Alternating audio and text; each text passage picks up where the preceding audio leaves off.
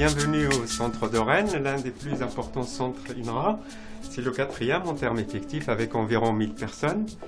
Un des principaux axes de recherche du centre est la qualité des produits laitiers, en couvrant le volet allant de la production à l'économie en passant par la transformation. La France produit annuellement environ 25 milliards de litres de lait, ce qui correspond à 1 million de tonnes de matières grasses. Alors, le lait a une composition très complexe. Moi, mes travaux de recherche se focalisent sur les lipides du lait. Il faut savoir qu'il y a des fractions du lait qui ont été très étudiées, comme par exemple les protéines. Il y a eu peu de travaux en comparaison qui ont été faits sur les lipides du lait. Par contre, ces travaux sont très importants depuis à peu près une dizaine d'années. C'est aussi une des raisons pour lesquelles j'ai été recrutée à l'INRA de Rennes.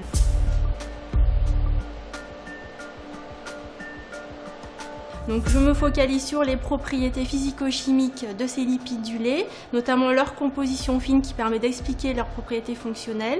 Et nous avons également conduit des travaux de recherche pour étudier les propriétés nutritionnelles de ces lipides du lait dans les produits laitiers.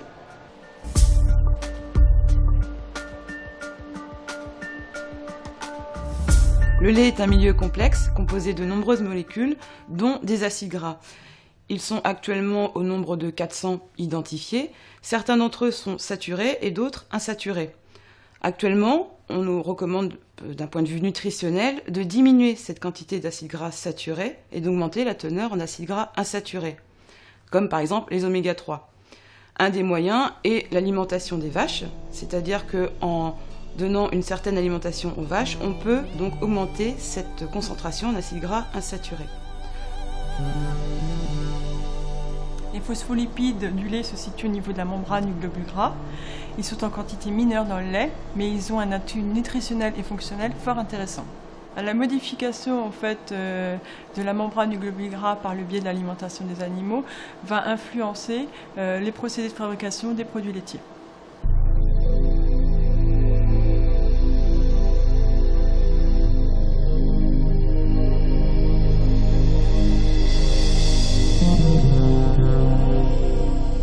Technologique du laboratoire a plusieurs activités. En ce qui concerne la thématique de recherche sur les lipides du lait, nous l'utilisons pour fabriquer des produits laitiers de composition et de structure bien maîtrisées, tout cela pour répondre à nos questions de recherche. Le laboratoire est également reconnu depuis des années pour ses compétences en technique séparative à membrane, dont Jacques va vous parler. Oui, donc vous avez ici devant vous un pilote de microfiltration instrumenté. L'élément principal de ce pilote, c'est la membrane. Donc ici vous avez une membrane de microfiltration en céramique. Le produit à filtrer passe à travers ces canaux. L'élément à filtrer traverse la membrane.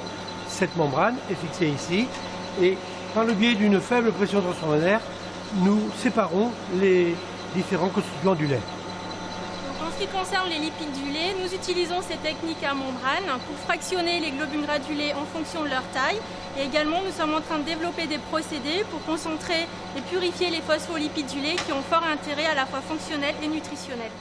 Donc l'objet, c'est de travailler sur la cristallisation de ces matières grasses dans des produits finis pour essayer d'améliorer leur qualité et d'évaluer leurs propriétés sensorielles et fonctionnelles. Et en termes d'exemple, on peut citer la tartinabilité du beurre à la sortie du frigo qui est très influencée par ses propriétés de cristallisation.